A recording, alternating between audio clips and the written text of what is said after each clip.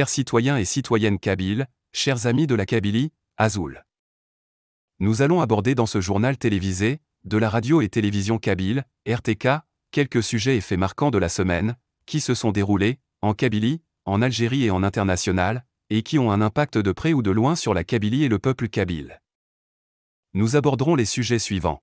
En Kabylie, le projet Zéro Kabyle s'étend aux sportifs kabyles. Hommage à Slimane Azem, le poète de la Kabylie. Lounès Matoub, toujours vivant avec nous. Il a 68 ans.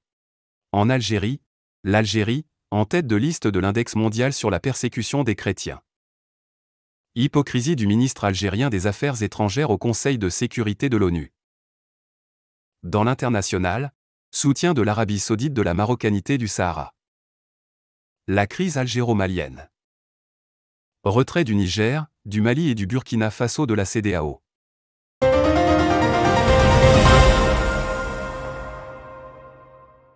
Le projet Zéro Kabyle du régime algérien s'étend aux sportifs kabyles. Il s'est d'abord attaqué à Cherif Mellal avec un harcèlement judiciaire terroriste sans précédent à son encontre. En prison depuis le 19 janvier 2023, Cherif Mellal est acquitté. Le lundi 8 janvier 2024, la Cour d'appel d'Alger a prononcé sa relaxe et annule sa condamnation arbitraire, du 16 octobre 2023, à 18 mois de prison ferme et 20 000 dinars algériens d'amende, pour les faits prétendus d'atteinte à l'intégrité nationale. Cherif Mellal a été président du club kabyle entre février 2018 et septembre 2021. Durant sa présidence, il a réussi à faire sortir la JSK de sa traversée du désert durant de longues années, pendant lesquelles la JSK occupait le bas du tableau et risquait chaque année sa relégation.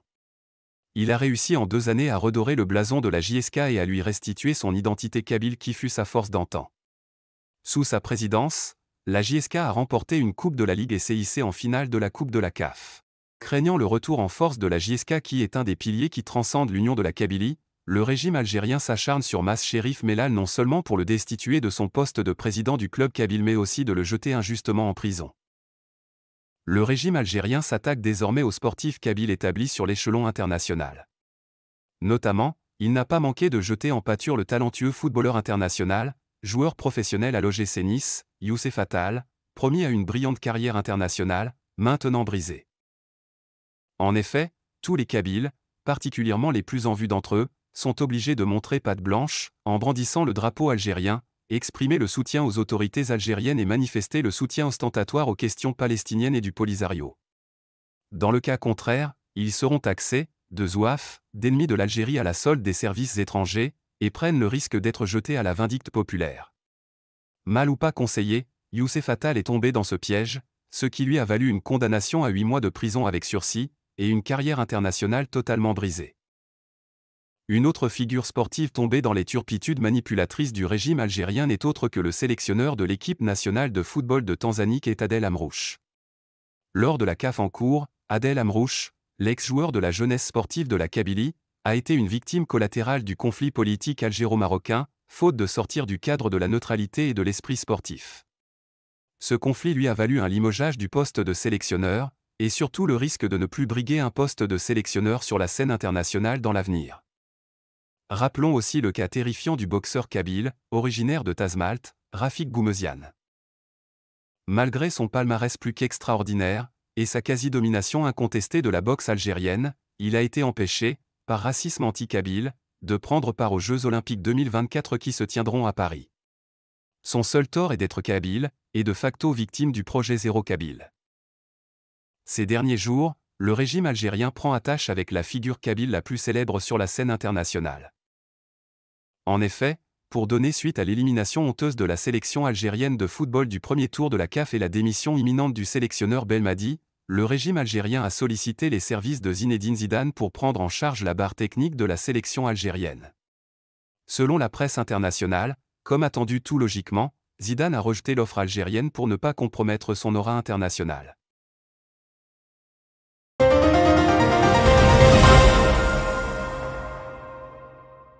Hommage à Slimane Azem, le poète de la Kabylie. Slimane Azem, la figure emblématique de la musique kabyle, continue d'inspirer des générations entières par ses paroles poétiques et sa voix envoûtante. Natif de Hagouni Guégran en Kabylie, Slimane Azem a marqué l'histoire de la musique kabyle et a laissé derrière lui un héritage culturel inestimable. Slimane Azem a consacré sa vie à la préservation et à la promotion de la culture kabyle à travers sa musique engagée. Ses chansons, imprégnées de la richesse de la langue kabyle, ont abordé des thèmes variés tels que l'amour, la nostalgie, la liberté, les questions de société et la lutte identitaire. Les paroles de Slimane Azem ne se contentent pas d'être des expressions artistiques, mais elles portent également des messages profonds. Ses chansons ont souvent abordé les enjeux sociaux et politiques de son époque, faisant de lui un véritable poète engagé, mais aussi le premier kabyle exilé de force loin de ses terres qu'il a tant magnifié dans ses chansons et poèmes légendaires. La renommée de Slimane Azem a dépassé les frontières de la Kabylie, faisant de lui un ambassadeur de la culture kabyle à l'échelle mondiale. Ses performances live, marquées par une émotion palpable, ont conquis des publics divers à travers les continents. Même après sa disparition le 28 janvier 1983, soit 41 ans après, Slimane Azem continue de vivre à travers sa musique intemporelle qui reste une flamme toujours vivace. Ses œuvres sont étudiées, interprétées et célébrées par de nombreux artistes contemporains, perpétuant ainsi son héritage et sa contribution exceptionnelle à la musique et à la culture kabyle. En hommage à Slimane Azem, nous célébrons la vie et l'œuvre d'un artiste qui a transcendé les frontières géographiques et culturelles. Sa voix unique et ses paroles poétiques restent gravées dans nos cœurs, perpétuant un héritage musical qui continuera d'inspirer les générations futures. Aujourd'hui, des milliers de Kabyles, adeptes de l'héritage musical de Slimane Azem, dans l'esprit et la lettre, se trouvent, eux aussi exilés de force, loin de leur terre et de leur famille, victimes du projet Zéro Kabyle du régime algérien.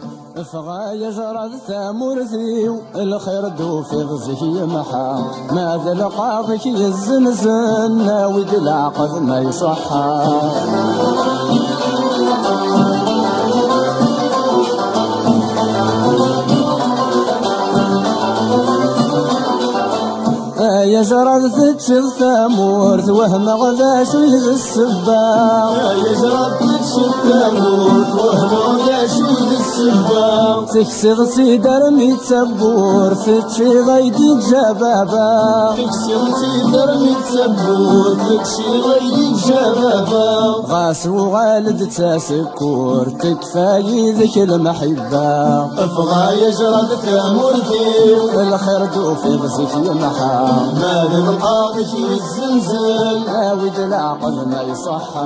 Cérémonie mémorable, à Moissac, organisée par l'association Les Amis de Slimane Azem, sous la présidence de Bruno Azem.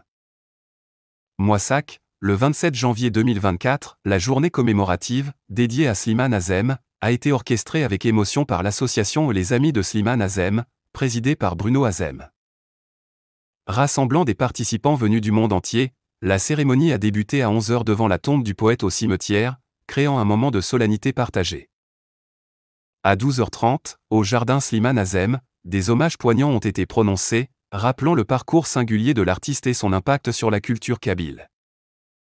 Des artistes locaux et internationaux, mobilisés par l'association, ont rendu un vibrant hommage musical, créant une atmosphère chargée d'émotions.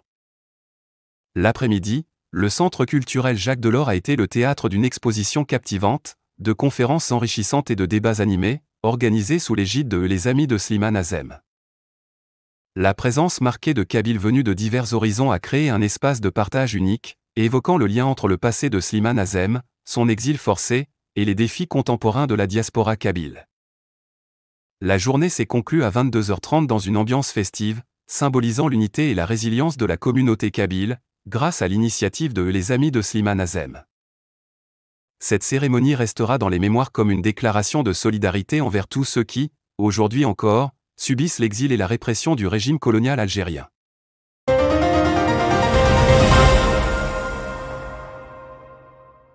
Matou Blounès toujours vivant parmi nous. Il a 68 ans. En ce jour mémorable du 24 janvier, nous célébrons l'anniversaire de Matou Blounès, une figure emblématique de la musique kabyle et un fervent défenseur de la culture amazie en général et kabyle en particulier. Né en 1956 dans le village d'Aïtichem en Kabylie, Matou Blounès a marqué de manière indélébile l'histoire de la Kabylie et de la lutte pour la reconnaissance de son identité. Matou Blounès n'était pas seulement un chanteur exceptionnel, mais aussi un poète engagé qui a utilisé sa musique pour exprimer les aspirations de son peuple. Ses chansons, profondément enracinées dans la réalité sociale et politique de son temps, ont résonné avec des générations entières et ont été le cri de ralliement de ceux qui aspiraient à la liberté et à la justice. Matoub Lounès n'était plus qu'un artiste, il était un militant déterminé pour les causes amazighes et kabyles. Sa vie a été marquée par des moments difficiles, y compris des enlèvements, de plusieurs tentatives d'assassinat, et finalement son lâche assassinat le 25 juin 1998, en raison de son engagement indéfectible envers la promotion de la langue amazie et la préservation de l'identité et la culture kabyle. Il a le mérite d'être le premier à revendiquer, publiquement, l'avènement de la République de Kabylie. Je préfère dire, n'en déplaise à certains, que je suis kabyle.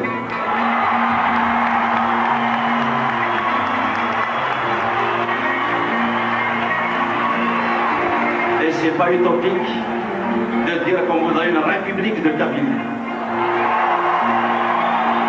Une autonomie, être nous-mêmes. Khatrawiyat, c'est une incompatibilité totale. Donc, assumons-nous, quoi qu'il en soit, je pense qu'on a quand même tenu le tribut. Je suis kabyle, c'est pas que je rejette les autres, je peux bien conjuguer le why not, mais je suis kabyle.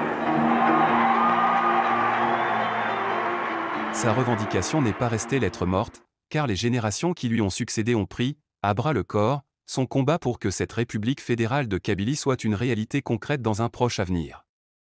L'histoire retiendra qu'il est le premier indépendantiste d'entre nous. Malgré les défis auxquels il a fait face, Matoub Lounès a laissé un héritage musical et culturel qui transcende les frontières. Ses paroles poignantes et sa voix puissante résonnent toujours aujourd'hui, rappelant à chacun la nécessité de préserver et de célébrer la diversité culturelle. En ce jour, nous honorons la mémoire de Matoub Lounès en évoquant son courage, sa passion et sa contribution exceptionnelle à la musique, à la culture kabyle. Sa vie a été une ode à la résilience et à la lutte pour la justice, laissant derrière lui un héritage qui continuera d'inspirer les générations futures. Aujourd'hui, Matoub Lounès occupe, fièrement, une place prépondérante dans un coin de chaque cœur kabyle. Matoub Lounès restera à jamais gravé dans nos cœurs comme un symbole de la résistance et de la fierté kabyle. En commémorant son anniversaire, nous nous engageons à perpétuer son héritage en continuant de promouvoir l'identité et la culture kabyle et en défendant les droits du peuple kabyle jusqu'à ce qu'il arrache sa pleine liberté et son autodétermination.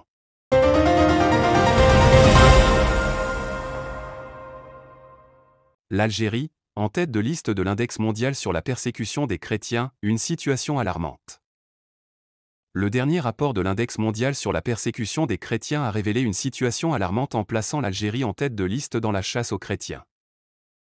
Ce classement souligne les défis persistants auxquels les chrétiens font face dans plusieurs régions du monde, dont la Kabylie, mettant en lumière la nécessité d'une attention internationale accrue sur cette question. La Kabylie est désormais confrontée à une augmentation des restrictions sur la liberté religieuse, en particulier la pratique du christianisme. Les rapports font état de fermeture d'églises, d'arrestation de chrétiens, de confiscation de matériel religieux et d'autres formes d'oppression qui entravent la liberté de culte. Les incidents de violence et les discriminations dirigées contre les chrétiens kabyles par le régime algérien sont également en hausse. Le pouvoir algérien exerce sur les chrétiens kabyles des pressions sociales, appuyées par une stigmatisation et des actes de violence, créant un climat d'insécurité pour ceux qui choisissent de pratiquer leur foi chrétienne. Face à cette situation préoccupante, l'Index mondial sur la persécution des chrétiens appelle à une action internationale concertée pour sensibiliser et adresser ces violations des droits religieux fondamentaux. Il souligne la nécessité pour la communauté internationale de faire pression sur les gouvernements concernés pour garantir la protection des minorités religieuses et la liberté de religion pour tous. Ce rapport met en évidence l'importance cruciale de défendre la liberté religieuse et de promouvoir la tolérance religieuse. Il souligne la nécessité pour les gouvernements, les organisations internationales et la société civile de travailler ensemble afin d'éradiquer la persécution religieuse et de garantir un environnement où chacun peut exercer sa foi en toute liberté. La Kabylie, de nature laïque, région historiquement opposée au pouvoir central, marquée par un militantisme acharné, est devenue un foyer de persécution chrétienne permanente. La communauté évangélique autochtone, forte d'environ 100 000 croyants, suscite l'inquiétude des autorités islamistes algériennes. Les autorités algériennes justifient ces mesures de répression sauvage contre les chrétiens kabyles par la préservation de l'identité islamique du pays. Ces actions suscitent des inquiétudes internationales, notamment de la part des États-Unis, qui a rappelé l'Algérie, à l'ordre à plusieurs reprises, la classant au même rang que l'Iran. Si l'on devait résumer l'Algérie en 3 points, ce serait une société en ébullition, des églises fermées, des chrétiens engagés.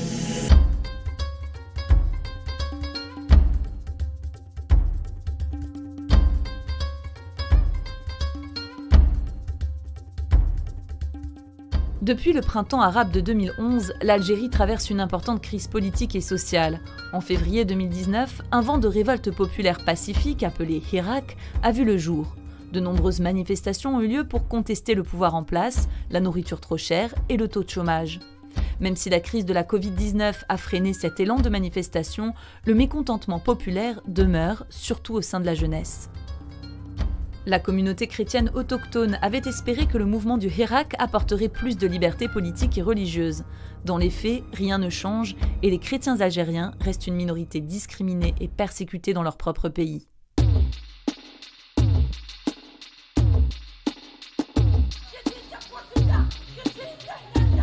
Depuis novembre 2017, 16 églises appartenant à l'Église protestante d'Algérie ont été fermées par les autorités algériennes. L'origine du problème vient d'un texte législatif, l'ordonnance 6.3 adoptée en 2006. Cette loi limite sévèrement l'exercice du culte non musulman. Les églises sont fermées sous des prétextes abusifs et l'enregistrement administratif des nouvelles églises n'est pas possible. Lorsque des chrétiens décident de se réunir sans autorisation, ils encourent une peine qui peut aller jusqu'à 3 ans de prison et une amende de 3 000 €.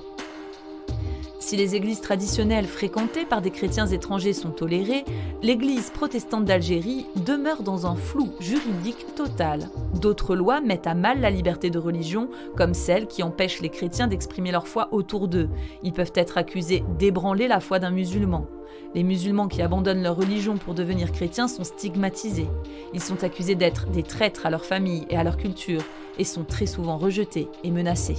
Recently, there was one believer. Their family knew that he converted to Christianity and he believes in Jesus Christ, and they were very angry, so they kicked him out of the house.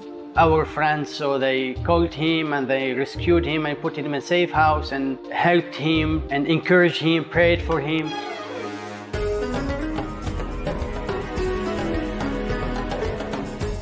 L'Algérie compte l'une des plus grandes communautés de chrétiens d'arrière-plan musulmans du monde arabe. La plupart sont des berbères de la région de Kabylie, déjà marginalisés. Les conversions au christianisme continuent pourtant suite à des visions, des guérisons ou après avoir découvert le message de l'évangile sur Internet et à la télévision. Malgré les persécutions, les chrétiens algériens militent pour la liberté de religion et contre les préjugés autour du christianisme. Leur persévérance et leur zèle est un exemple pour la communauté chrétienne autour du monde.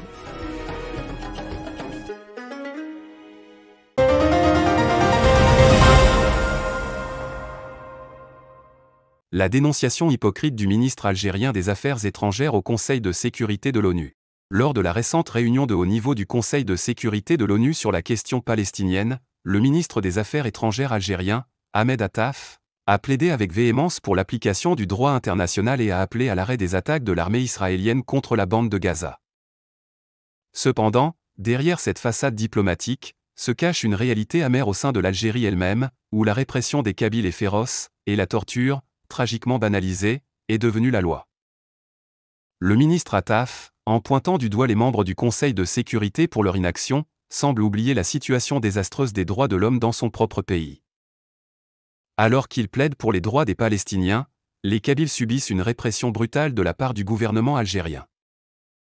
Les rapports font état de violations flagrantes des droits de l'homme, d'arrestations arbitraires et de brutalités policières à l'encontre des manifestants kabyles qui réclament simplement et pacifiquement leur identité, leur langue, ainsi que leur droit à un référendum d'autodétermination. De plus, il est ironique de voir le ministre des Affaires étrangères algérien plaider pour la fin de l'agression israélienne à Gaza alors que son propre gouvernement réprime violemment toute voix dissidente sur le territoire algérien. Les appels à la paix et à la justice internationale semblent être utilisés comme un écran de fumée pour détourner l'attention des problèmes internes. La réunion à laquelle participe l'Algérie, en tant que seul membre arabe du Conseil de sécurité, vise à exercer une pression pour un cessez-le-feu à Gaza et la levée du blocus israélien. Cependant, Il est essentiel de se demander si l'Algérie applique les mêmes principes de justice et de respect des droits de l'homme sur son propre territoire. Cependant, il est impératif de rappeler que la crédibilité de ces appels à l'action internationale est compromise lorsque des situations similaires ou pires sont tolérées au sein des pays membres mêmes. La répression génocidaire des Kabyles en Algérie ne doit pas être négligée au nom de la politique étrangère.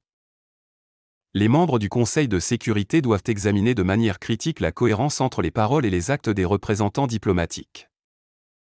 Plaider pour les droits à l'étranger tout en réprimant sa propre population jette une ombre sur l'intégrité des dirigeants qui prétendent défendre la justice et les droits de l'homme. Il est temps pour la communauté internationale de ne pas seulement exiger des actions à l'étranger, mais également de demander des comptes aux leaders qui violent les droits fondamentaux chez eux. Les discours passionnés à l'ONU ne devraient pas servir d'écran pour dissimuler les réalités amères que vivent certains peuples au sein même de ces nations qui prétendent défendre la justice et les droits de l'homme.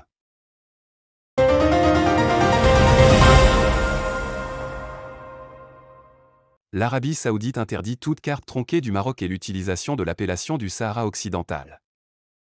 Sur ordre de prince héritier de l'Arabie saoudite, Mohammed Ben Salman, l'Arabie saoudite a émis un décret interdisant, expressément et définitivement, l'utilisation de l'appellation « Sahara occidental », ainsi que de toute carte du Maroc amputée de son Sahara. L'Arabie saoudite réaffirme ainsi son plein soutien à l'intégrité territoriale du royaume marocain. Pour rappel, l'Arabie saoudite a réitéré, lors de la 4e commission de l'Assemblée générale de l'ONU, son soutien à l'initiative d'autonomie au Sahara marocain dans le cadre de la souveraineté du Maroc et de son intégrité territoriale, en tant que solution conforme au droit international et aux résolutions du Conseil de sécurité et de l'Assemblée générale de l'ONU. L'Arabie saoudite, par ce décret, rejette toute atteinte aux intérêts suprêmes du Royaume du Maroc, ainsi qu'à son intégrité territoriale et sa souveraineté nationale. Cette prise de position suscite des réactions variées et ravive les débats autour de la question complexe de la région et marque un tournant dans la diplomatie régionale, soutenant ainsi la position du Maroc concernant le Sahara occidental. Cette déclaration intervient dans un contexte où la question sahraoui est au cœur de nombreuses tensions politiques depuis des décennies. Les réactions internationales à cette déclaration varient, avec certains pays exprimant leur soutien à la position saoudienne, tandis que d'autres appellent à une résolution pacifique du conflit. La déclaration de l'Arabie saoudite pourrait entraîner des conséquences importantes sur la dynamique régionale et les relations entre les pays arabes. Certains observateurs estiment qu'elle pourrait renforcer la position du Maroc sur la scène internationale. Étrangement, il n'y a aucune réaction du régime algérien en sa qualité du belligérant principal du conflit. La diplomatie algérienne, qui essuie un échec cuisant, collectionne des fiascos et des scandales dans tous les domaines, se verrait-elle, dans l'avenir, accusée du soutien au terrorisme par la communauté internationale. Le régime algérien vient, par ailleurs, d'être accusé par le gouvernement malien de mener des activités terroristes sur son territoire. La question du Sahara est depuis longtemps un point de discorde, avec le Maroc revendiquant la souveraineté sur la région et le Front Polisario, soutenu par l'Algérie politiquement, militairement et financièrement, militant pour l'installation d'une république arabe sur les territoires de Tamasga. Les représentants marocains et algériens se sont pris à partie mardi lors de l'Assemblée générale de l'ONU concernant le Sahara occidental, considéré comme territoire non autonome par les Nations Unies. L'ambassadeur algérien Amar Benjama a notamment accusé son homologue marocain d'avoir déformé les propos de son président, Abdelmajid Tebboune. Monsieur le Président, il est un secret pour personne que l'Algérie a soutenu et continuera à soutenir le droit à l'autodétermination du peuple du Sahara occidental.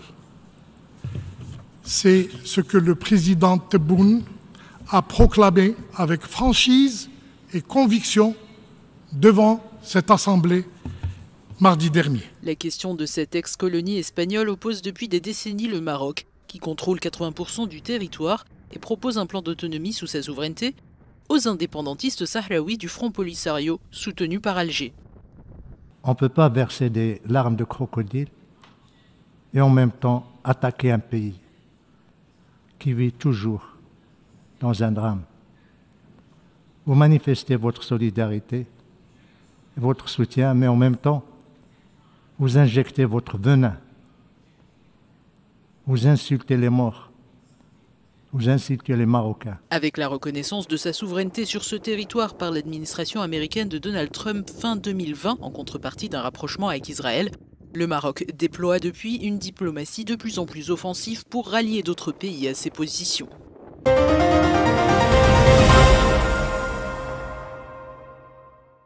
En crise avec l'Algérie, le Mali rompt les accords d'Alger de 2015 et menace d'inviter les indépendantistes kabyles. Dans une série de déclarations récentes, le gouvernement malien a annoncé la rupture des accords d'Alger de 2015, signifiant un changement majeur dans les relations entre le Mali et l'Algérie. De plus, des menaces voilées ont été émises envers le pouvoir algérien, suggérant une possible invitation des responsables du mouvement pour l'autodétermination de la Kabylie. Cette évolution soulève des questions sur les dynamiques diplomatiques complexes en Afrique de l'Ouest et de l'Afrique du Nord. Les accords d'Alger de 2015, visant à faciliter un processus de paix au Mali, ont été rompus unilatéralement par le gouvernement malien, jetant ainsi une ombre sur les relations bilatérales entre les deux pays. Ces accords, signés après des négociations complexes, avaient pour objectif de résoudre la crise au Mali en intégrant divers groupes armés dans le processus politique. Outre la rupture des accords, le gouvernement malien a évoqué la possibilité d'inviter les responsables du mouvement pour l'autodétermination de la Kabylie, en guise d'escalade des tensions entre le Mali et l'Algérie. Ces menaces apparentes ont été perçues comme une réponse aux positions diplomatiques de l'Algérie dans la région. Ce développement intervient dans un contexte géopolitique complexe en Afrique de l'Ouest, avec des défis liés à la sécurité, aux conflits armés et aux tensions diplomatiques. La situation au Mali est particulièrement préoccupante, et la rupture des accords d'Alger de 2015 soulève des questions sur la viabilité des initiatives de paix dans la région, surtout que l'Algérie, obsédée par la mise à mort de l'indépendance de l'Azawad, est elle-même responsable du chaos au Sahel en installant le terrorisme islamiste et les milices Wagner russes. La junte au pouvoir au Mali a accusé ouvertement les autorités algériennes d'ingérence, révélant ainsi l'implication des services de renseignement algériens dans les affaires intérieures du Mali. Cette démarche du gouvernement malien a le mérite de dénoncer la manipulation des groupes terroristes par le régime algérien et ses généraux au Mali. Elle a également accusé les autorités algériennes de manœuvres visant à imposer un chapitre sur le Mali dans le document final du sommet du mouvement des non-alignés à Kampala, en Ouganda, sans le consentement des autorités maliennes. La Kabylie, qui lutte pour son autodétermination et sa liberté, invite le gouvernement malien à reconnaître et respecter le droit à l'autodétermination de l'Azawad et des Touaregs, assurant ainsi une vie digne à toutes les communautés de la région. La Kabylie invite toutes les nations du monde à reconnaître son droit à l'autodétermination, à l'instar de tous les autres peuples opprimés et non représentés. La Kabylie qui souhaite des relations sincères avec le monde entier, n'acceptera pas d'être utilisée comme une monnaie d'échange ou un moyen de chantage pour nuire à autrui. Les relations de bon voisinage exigent des comportements responsables qui doivent être guidés par le sens de l'empathie et le respect mutuel.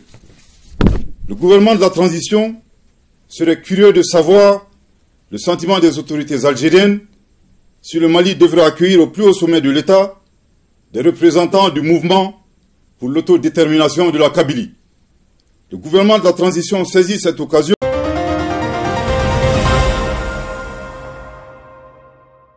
Retrait du Niger, du Mali et du Burkina Faso de la CEDEAO. Des tensions à la suite des coups d'État et sanctions.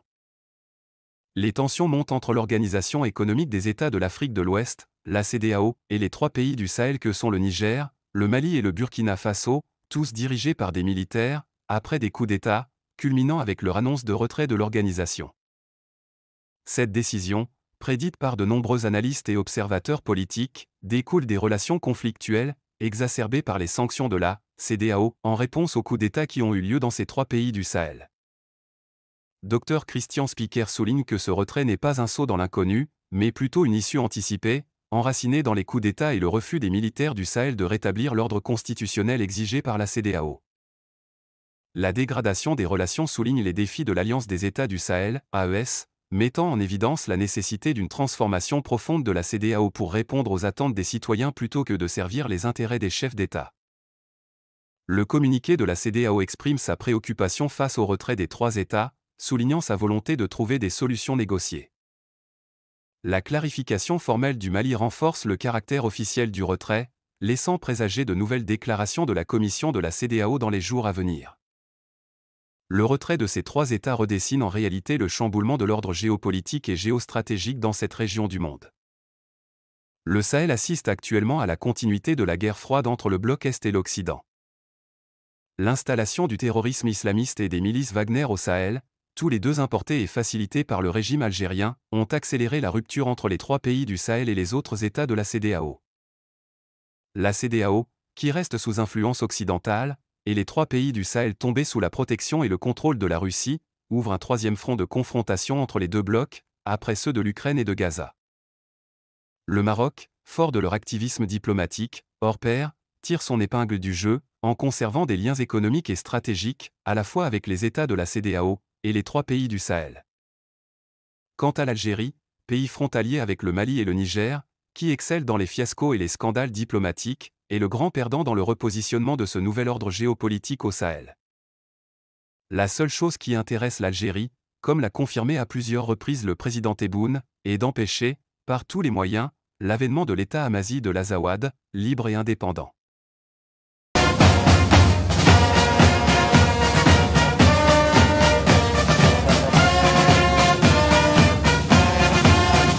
Communiqué conjoint du Burkina Faso, de la République du Mali et de la République du Niger. Désiré de réaliser leur intégration entre les États de la sous-région, émus par les idéaux de fraternité, de solidarité, d'entraide, de paix et de développement. Leur Excellence, le général Aboubakar Sangoulé Lamizana, le général Moussa Traoré et le lieutenant-colonel Seyni Kounté, respectivement chef d'État de la Haute-Volta, actuelle Burkina Faso, du Mali et du Niger, créés avec 12 de leurs pairs le 28 mai 1975 à Lagos, la communauté économique des États de l'Afrique de l'Ouest. Après 49 ans d'existence, les vaillants peuples du Burkina, du Mali et du Niger constatent avec beaucoup de regrets, d'amertume et une grande déception que leur organisation s'est éloignée des idéaux de ses pères fondateurs et du panafricanisme. En outre, la CEDEAO, sous l'influence de puissances étrangères, trahissant ses principes fondateurs, est devenue une menace pour ses États membres et ses populations dont elle est censée assurer le bonheur. En effet, l'organisation n'a pas porté assistance à nos États dans le cadre de notre lutte existentielle contre le terrorisme et l'insécurité. Pire, lorsque ces États ont décidé de prendre leur destin en main, elle a adopté une posture irrationnelle et inacceptable en imposant des sanctions illégales, illégitimes, inhumaines et irresponsables en violation de ses propres textes. Toutes choses qui ont davantage fragilisé les populations déjà meurtries par des années de violence imposées par des hordes terroristes, instrumentalisées et téléguidées. Face à cette situation qui perdure, leur Excellence, le capitaine Ibrahim Traoré, le colonel Assimi Koïta et le général de brigade Abdraman Tchani, respectivement chef d'État du Burkina Faso, de la République du Mali et de la République du Niger, prenant toutes leurs responsabilités devant l'histoire et répondant aux attentes, préoccupations et aspirations de leur population, décident en toute souveraineté du retrait sans délai du Burkina Faso, du Mali et du Niger de la communauté économique des États de l'Afrique de l'Ouest, fait à Ouagadougou, à Bamako et à Niamey le 28 janvier 2024. Nous arrivons à la fin de ce journal télévisé. Nous vous remercions pour votre attention et votre écoute.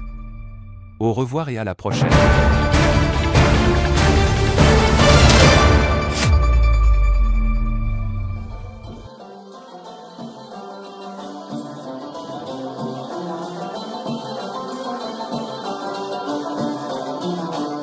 فغا يجرى الثامورثي الخير دو في غزي محا ماذا لقاضك يزنزن ناوي العقد ما يصحى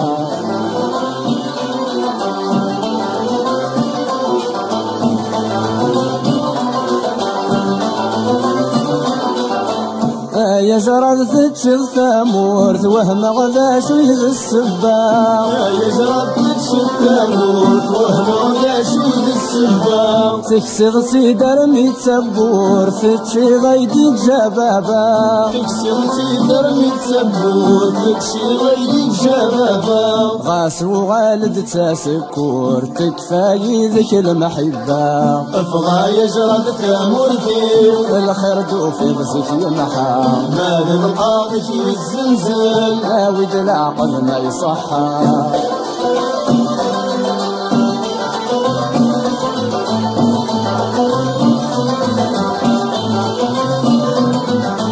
تغلظ سجلنا متشي مجر المغرب بذلا عيشة تغلظ سجلنا متشي مجر المغرب بذلا عيشة تشيض الحب ثرني ظالم في تخثير الدجل معيشة تشيض الحب ثرني ظالم في تخثير الدجل معيشة مذنك تجي ضيد شليم تحسب ضيم الهيشة افغى يجرد ثامورتي الخير دوفي بزيك يمحى مال القاضي في الزلزال عاود العقل ما يصحى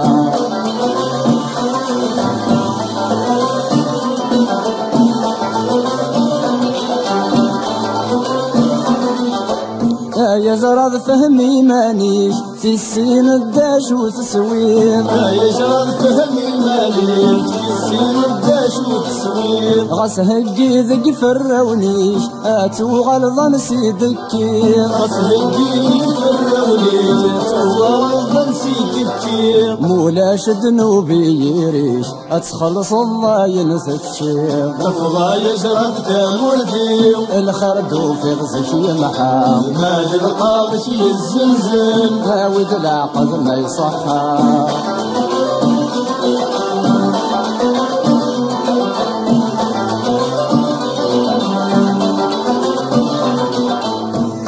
هلك ضيين يا زراد في السفغ بذي العلام هلك ضيين يا زراد في السفغ بذي العلام في الصفر ورخضة مراد تبغي ضيد جض الشتلام في الصفر ورخضة مراد تبغي ضيد جض الشتلام يفاث الحل يعدى وجراد يخيد الزهر ويحلام افغى يجرد تامورتي الخير دوفي غزك يمحى القاضي في الزلزال عاود العقل ما يصحى